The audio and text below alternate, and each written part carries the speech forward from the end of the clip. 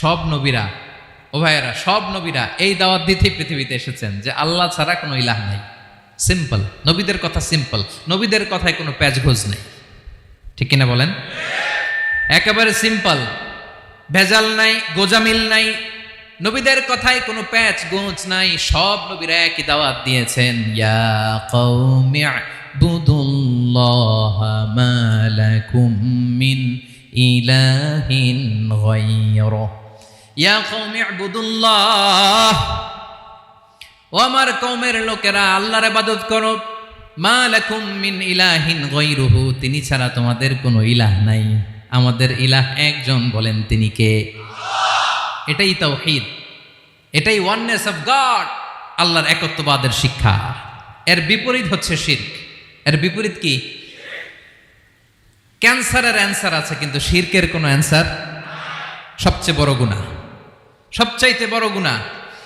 ইন্নাল্লাহা লা ইয়াগফিরু আন ইউশরাকা বিহি ওয়া ইয়াগফিরু মা দুনা যালিকা লিমান ইয়াশা। আল্লাহ রাব্বুল আলামিন চাইলে সব ধরনের গুনাহ ক্ষমা করে দেন, কেবলমাত্র শুধুমাত্র শিরকের গুনাহ ছাড়া। কোন গুনাহ ছাড়া বলেন? তাহলে শিরকের সাথে আমাদের কোনো সম্পর্ক। আবার আল্লাহ বললেন, লা ইন আশরাকতা লা ইয়াহবাতান্না আমালুক ওয়া লা তাকুনান্না মিনাল খাসিরিন, যদি শিরক করো তোমার আমলগুলো বাতিল করে দেব, কিয়ামতের দিন আখিরাতে তুমি হবা খাসিরিন, লুজার, গেইনার হবা না, সব আমল বাতিল। যদি শিরক করেন, নামাজ বাতিল, হজ বাতিল, রোজা বাতিল, তেলাওয়াত বাতিল, সব বাতিল যদি শিরক করেন। যদি মাজারে যে সেজদা দেন, যদি বাবার কাছে চান, এরকম ডাকাইত আছে না নেই? মাজারে যে সেজদা দেয়, বাবার দরবারে যে লাফালাফি করে, নাচানাচি করে, বাবার পায়ের মধ্যে পড়ে থাকে, এরকম আছে না নাই? তোমার নামাজ বাতিল, রোজা বাতিল, সব ইবাদত বাতিল করবে কে? বাঁচাতে পারে একজন, তিনি কে?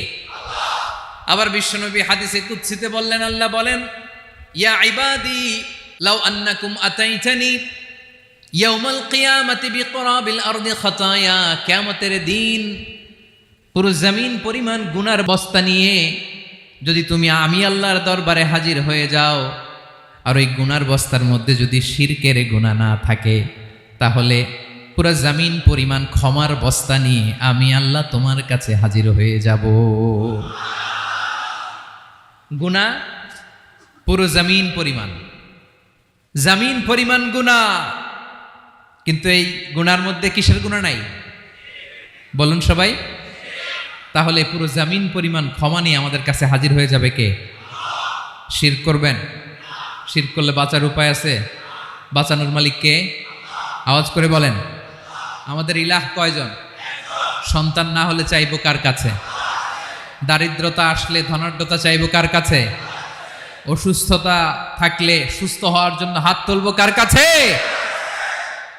এরপরে রব্বুল আলামিন বলেন, লাহু মা ফিস সামাওয়াতি ওয়া মা ফিল আরদ, আকাশে যা আছে, জমিনে যা আছে, সব কিছুর একক মালিকানা একজনের, তিনি কে?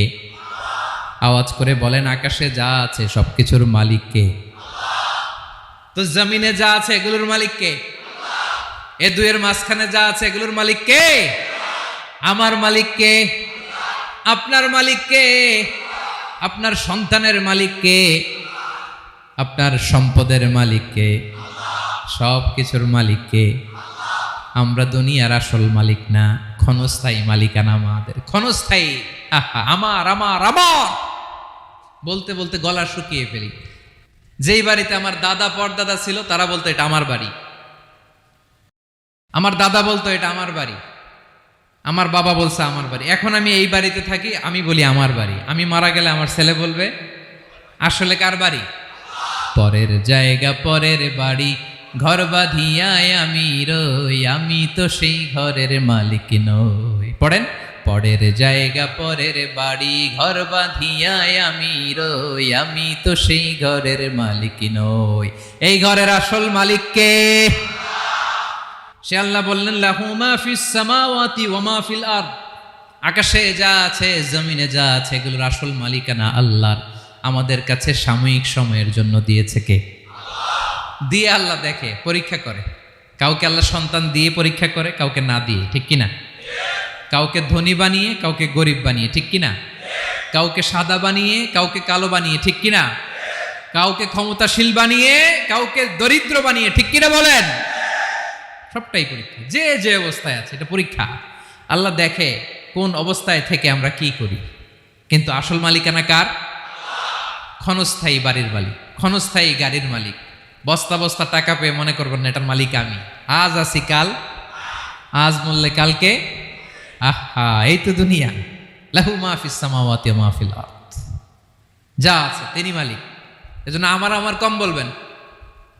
আমার আমার সব আমার, সব আমি খামো, এরকম আছে না নাই? বলা যাবে না। আমরা আসল মালিক না। এই কিছুদিনের জন্য আসি, মুসাফিরি জিন্দিগি, সফরময় জিন্দিগি। আজ আছি কাল নাই, চলে যাব। থাকতে আসি নাই, তাই না? থেকে যাবেন একজন, তিনি কে? তাহলে আকাশ জমিন এ দুয়ের মাঝখানে যা আছে সবকিছুর একক একচ্ছত্র মালিকানা একটা সত্তার। আওয়াজ করে বলুন তিনি কে? আল্লাহ বলেন মান যাল্লাযী ইয়াশফাউ ইনদাহু ইল্লা বিইযনিহি। কার এত ক্ষমতা, কার এত বড় সাহস আল্লাহর অনুমতি ছাড়া আল্লাহর সামনে দাঁড়িয়ে সুপারিশ করে? কার সাহস এত সুপারিশ করে?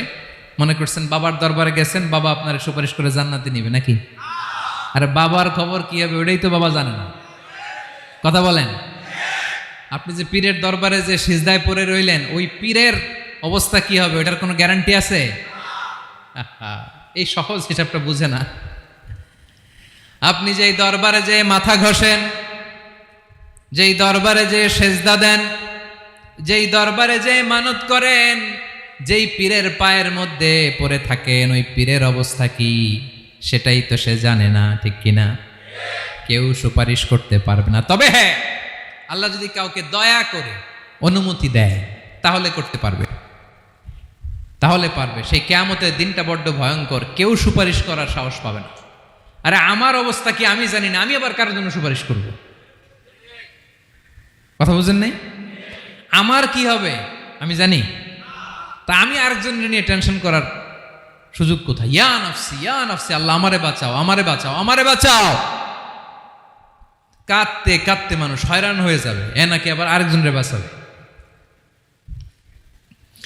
বিশ্বনবী বলেন, বিশ্বনবী একবার ছাগলের রান খাচ্ছিলেন। রান খেতে খেতে বিশ্বনবী বলেন আনা সাইয়্যিদুন নাস ইয়াউমাল কিয়ামা,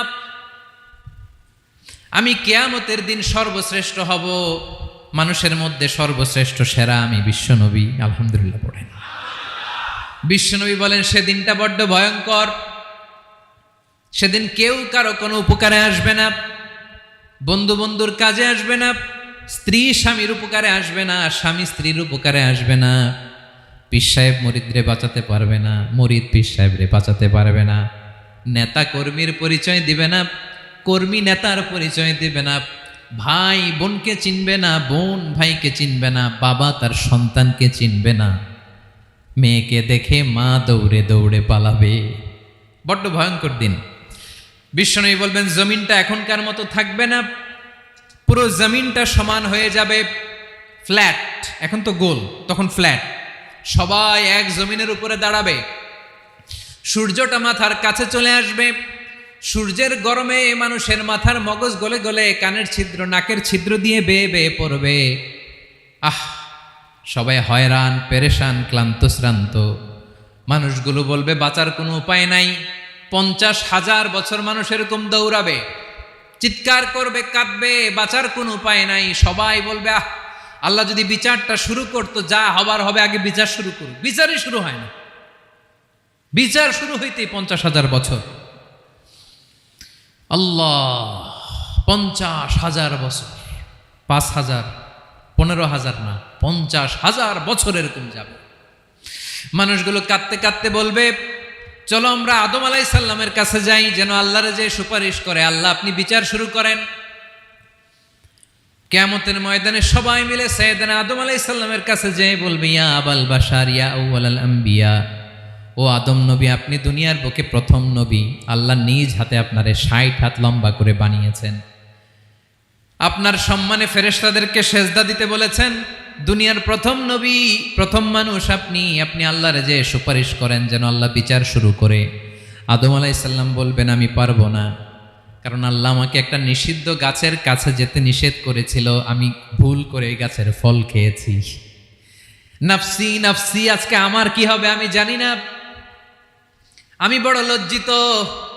আমারে যদি আল্লাহ জিজ্ঞেস করে কেন খাইছিলাম, আর কোনো উত্তর নাই, তোমারে বাঁচামো কেমনে আমি? নবীরা থার থার করে কাঁপবে সেদিন। আদম আলাইহিস সালাম বলবেন আমি পারবো না, মাফ করো আমাকে, আমি পারবো না।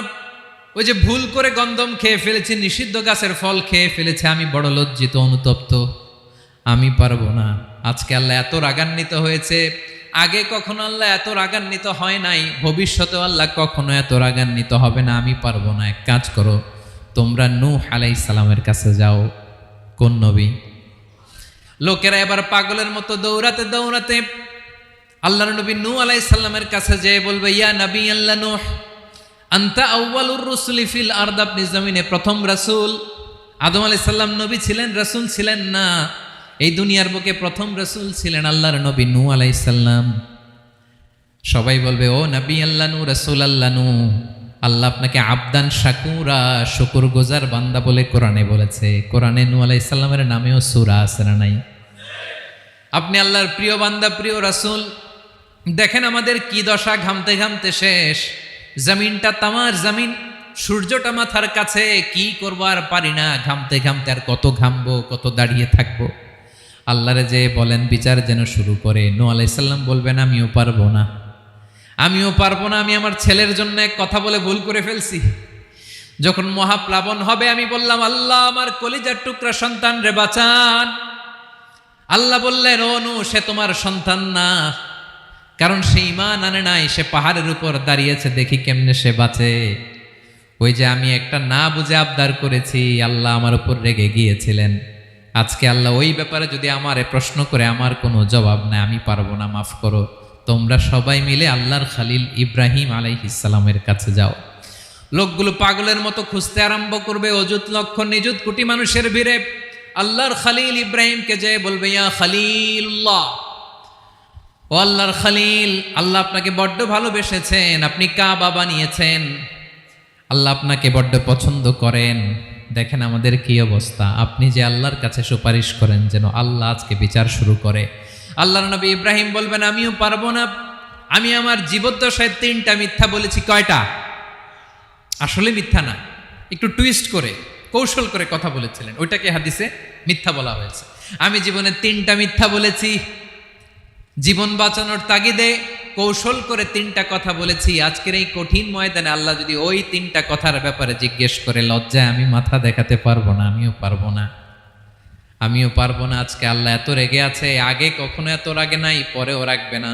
তোমরা সবাই মিলে বনি ইসরাইলের নবী মূসা আলাইহিস সালামের কাছে যাও। সবাই এবার যাবে মূসা আলাইহিস সালামের কাছে, যেয়ে বলবে, ইয়া নবী আল্লাহ মূসা, আপনি ছিলেন কালিমুল্লাহ, আল্লাহর সাথে সরাসরি কথা বলতেন, রব্বুল আলামিন আপনাকে তাওরাত কিতাব দিয়েছেন, আপনি যে একটু সুপারিশ করেন। আল্লাহর নবী মূসা বলবেন, মাফ করো, আমিও পারবো না, আমি দুনিয়ার বুকে ভুল করে একটা মানুষকে মেরে ফেলেছি। আমি মারছিলাম আদব শিক্ষা দেওয়ার জন্য এক থাপ্পড়, এই থাপ্পড়ে যে ওই লোক মরেই যাবে আমি জানতাম না। আজকে আল্লাহ যদি জিজ্ঞেস করে কেন মারলা, জবাব আছে? ওই লজ্জায় আমি অনুতপ্ত, আমি পারবো না, আমার এই কথা বলো না। আজকে আল্লাহ বড্ড রেগে আছে, আমি পারবো না। তোমরা আল্লাহর নবী ঈসা আলাইহিস সালামের কাছে যাও। কিয়ামতের ময়দানে মানুষগুলো পাগল পাড়া হয়ে আল্লাহর নবী ঈসা আলাইহিস সালামের কাছে যাবে, যে বলবে, নবী ঈসা আপনি রূহুল্লাহ, বাবা ছাড়া আল্লাহ আপনাকে বানিয়েছেন, ইনজিল কিতাব দিয়েছেন, মৃত মানুষকে আপনি জীবিত করতে পারতেন। আজকের এই কঠিন বিপদের দিনে আপনি আমাদের সাহায্য করেন। আল্লাহর কাছে যে বলেন যেন বিচার শুরু করে। ঈসা আলাইহিস সালাম বলবেন আমিও পারবো না, ইন্নী উবিদতু মিন দুনিল্লাহ, আমার উম্মত খ্রিস্টানেরা আল্লাহরে বাদ দিয়ে আমি ঈসার ইবাদত করেছে। আমার মা ম্যারি আর আমাকে ডাকতো জেসাস ক্রাইস্ট, আমার ইবাদত করেছে, যদিও আমি আমার ইবাদত করতে বলি না। ঈসা আলাইহিস সালামও ইবাদত করতে বলেছেন একজনের, তিনি কে? আল্লাহর নবী ঈসা আলাইহিস সালাম বলবেন আমিও পারবো না। আজকে আল্লাহ অনেক রেগে আছে, আমি পারবো না, তবে একটা পরামর্শ দিতে পারি, একটা সাজেশন দিতে পারি। আজকের দিনে এই কঠিন মুসিবতের কালে, এই কঠিন সময়ে কেউ আল্লাহর দরবারে দাঁড়িয়ে একটা টু শব্দ করার ক্ষমতা কারো নাই, একমাত্র আখিরি জামানার পয়গাম্বর বিশ্বনবী মুহাম্মাদুর রাসূলুল্লাহ ছাড়া। মানুষগুলো এবার আগুনের মধ্যে পানি দিলে যেমনি আগুন নিভে যায়, দাউ দাউ করা হৃদয়ে জ্বলন্ত আগুন তাদের ঠান্ডা হবে, কিয়ামতের ময়দানে ওই বিভীষিকাময় সময়ে মুসিবতের কালে মানুষগুলো পাগল হয়ে বিশ্বনবীকে খুঁজতে আরম্ভ করবে। সবাই মিলে বিশ্বনবীর কাছে যেয়ে বলবে, ইয়া রাহমাতাল লিল আলামিন, ইয়া খাতামান নবীন, রাহমাতাল লিল আলামিন। দেখেন আমাদের কি অবস্থা, কি কঠিন বিপদে আমরা আছি, দাঁড়াতে পারি না, সূর্যের আলোতে ঘেমে হয়রান। আজকে কেউ সুপারিশ করতে পারবে না। সব নবীরা অপারগতা স্বীকার করেছে, তারা বলেছে আপনি ছাড়া কেউ নাকি আল্লাহর সামনে দাঁড়াতে পারবেন না, আপনি একটু সুপারিশ করেন। বিশ্বনবী বলবেন, আসো আসো, আজকের দিনে আমি ছাড়া আল্লাহর সামনে কেউ দাঁড়াতে পারবে না। বিশ্বনবী মাকামে মাহমুদে যে আল্লাহু আকবার বলে সিজদায় লুটিয়ে পড়বেন, আল্লাহ রাব্বুল আলামিন বিশ্বনবীকে এমন কিছু চমৎকার শব্দ শিখাবেন, ওই শব্দগুলো দিয়ে আল্লাহর প্রশংসা করে বিশ্বনবী কাঁদতে আরম্ভ করবেন। বিশ্বনবী এমন ভাবে অজর দ্বারায় সিজদায় লুটিয়ে পড়ে কাঁদবেন, রব্বুল আলামিনের রহমতের দরিয়ায় জোশ লেগে যাবে। রব্বুল আলামিন এই দৃশ্য থেকে সহ্য করতে পারবেন না। রব্বুল আলামিন বলবেন, ইয়া মুহাম্মদ ইরফা রাসাক, ও নবী আপনি মাথা তোলেন, মাথা তোলেন, আপনার কান্না আমি সহ্য করতে পারি না। নবী আপনি মাথা তোলেন, সাল তুতা, আজকে আপনি যা চাবেন তাই দেব।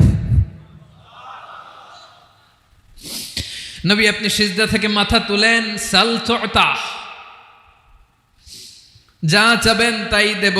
ওয়াশফা তুশাফা, যার জন্য সুপারিশ করবেন তার সুপারিশ কবুল করে নেব। বিশ্বনবী এবার মাথা তুলবেন। যে বিভীষিকাময় সময়ে প্রত্যেক নবী বলেছেন আমি পারবো না, প্রত্যেক নবী বলেছেন নফসি নফসি, আমার কি হবে আমি জানি না, আল্লাহ আমারে বাঁচাও।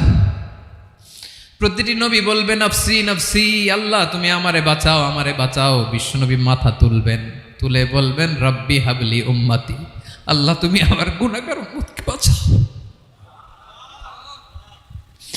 এই দুনিয়ার বুকে রব্বুল আলামিন সব নবীকে একটা করে দাওয়া মুস্তাজাবা দিয়েছেন, মানে যে দোয়া করলে কবুল হয়ে যায় সাথে সাথেই। দাও বিহা, দুনিয়ার সব নবীরা ওই দোয়াটা দুনিয়ায় করে ফেলেছে। সব নবীকে আল্লাহ একটা করে দোয়া দিয়েছেন, নবী দোয়া করলেই কবুল। সব নবীরা ওই দোয়া করে ফেলেছে দুনিয়াতে। বিশ্বনবী বলেন আমি করি নাই। ওয়া ইন্নী আখতাবিউ দাওয়াতি শাফাআতান লি উম্মতি ইয়াউমাল কিয়ামাহ, আমার ওই স্পেশাল দোয়াটা আমি দুনিয়ার বুকে কঠিন বিপদে পড়েও কোনোদিন করি নাই। আমি আমার স্পেশাল দোয়াটা কিয়ামতের দিন আমার গুনাহগার উম্মতকে সুপারিশের জন্য রেখে দিয়েছি। আল্লাহ বলবেন নবীর ফারাসাক, মাথা তোলেন, আর কাটবেন না। বিশ্বনবী মাথা তুলবেন, আল্লাহ বলবেন সাল তোতা, আপনি যা চাবেন তাই দেব। ওয়াশফা তুশাফা, সুপারিশ করেন, সুপারিশ কবুল করব। বিশ্বনবী বলবেন আল্লাহ ওই স্পেশাল দোয়াটা দুনিয়াতে করি নাই, আজকে আমি তোমার দরবারে দাঁড়িয়ে কিয়ামতের দিন ওই দোয়াটা করছি। আল্লাহ আমার যে উম্মতের হৃদয়ে যাররা পরিমাণ ঈমান আছে, আমার একটা উম্মতকেও তুই জাহান্নামে ঢুকাতে পারবা না। বিশ্বনবী পাগলের মতো একবার হাউজে কাউসারে যাবেন, একবার সিরাতে যাবেন, একবার পুলসিরাতের দিকে, একবার হাউজে কাউসারের দিকে, পাগলের মতো দৌড়াতে থাকবেন, তার কোনো গুনাহগার উম্মত যাতে জাহান্নামে ঢুকে না যায়। সেদিন কেউ সুপারিশ করতে পারবে না বিশ্বনবী ছাড়া। এজন্য 5 নম্বর আল্লাহ বললেন মান যাল্লাযী ইয়াশফাউ ইনদাহু ইল্লা বিইযনিহি, কার সাহস আছে, কার এত বড় বুকের পাটা কিয়ামতের কঠিন দিন আল্লাহর সামনে দাঁড়িয়ে সুপারিশ করবে? কারো ক্ষমতা নাই, কারো ক্ষমতা নাই। বিশ্বনবী সেদিন সিজদায় পড়ে উম্মতের জন্য কাঁদবেন, সবাই কাঁদবে নফসি নফসি, আল্লাহ আমারে বাঁচাও, আল্লাহ আমারে বাঁচাও। বিশ্বনবী বলবেন উম্মতি উম্মতি, বিশ্বনবী আমার জন্য কাঁদবেন। আপনার জন্য কাঁদবেন, আমাদের জন্য সেদিন কেঁদে কেঁদে জাহান্নামের দরজায় দাঁড়িয়ে আমাদেরকে টেনে টেনে জান্নাতে ঢুকাবেন। এজন্য এই বিশ্বনবীর ভালোবাসা যেন আমাদের হৃদয়ে ভরপুর থাকে। আমার ভাইয়েরা, প্রতি শুক্রবার বিশ্বনবীর উপরে বেশি বেশি যেন আমরা দুরূদ পড়ি। আমরা যখন বিশ্বনবীর সালাম দেই, দুরূদ পড়ি, একদল স্পেশাল ফেরেশতা আছে যারা বিশ্বনবীর দুধটা নিয়ে সরাসরি বিশ্বনবীর রওজায় যায়, যে বলে অমুকের বেটা অমুক আপনারে সালাম দিয়েছে। বিশ্বনবী নিজ কবরের থেকে নিজেই সালামের উত্তর দেয়। বিশ্বনবীর ভালোবাসা যেন আমাদের হৃদয়ে থাকে, বিশ্বনবীর সুন্নাহ দিয়ে যেন আমাদের জীবনটাকে সাজাই। পারা যাবে ইনশাআল্লাহ।